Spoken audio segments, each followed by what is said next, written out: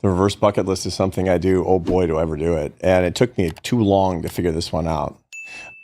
When I was 50, I'm 59 years old. When I was 50, I found my bucket list from when I was 40. You know, it was a classic thing. And on my birthday, I would make a list of my desires, my ambitions, and I would imagine myself, visualize myself consuming or experiencing these things, and it would fire me up and make me, well, kind of feel like a loser, quite frankly, because it was lowering my sense of satisfaction. I subsequently found out, and I looked at that list from when I was 40, and I checked everything off that list, and I was less happy Oh, no. at 50 than I was at 40. I'm a social scientist, so I thought to myself, obviously, I'm doing something wrong. What am I doing wrong?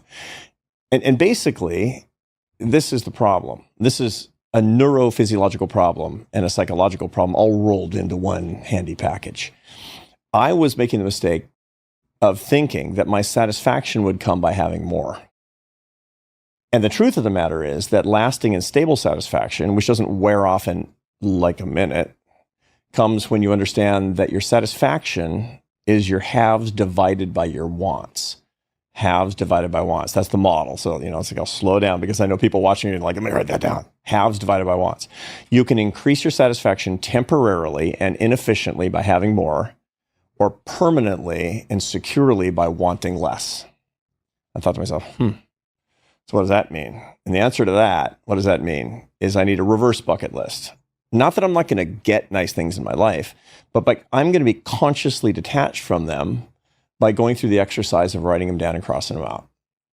So on my birthday now, my 59th birthday a couple of months ago, I wrote down all my ridiculous ambitions and desires of money or whatever, power, ambition, admiration, all these things that I want from other people that we all want because we're human and Mother Nature wires us to accumulate the rewards that'll help us survive and pass on our genes. I got it. I know how evolutionary psychology works.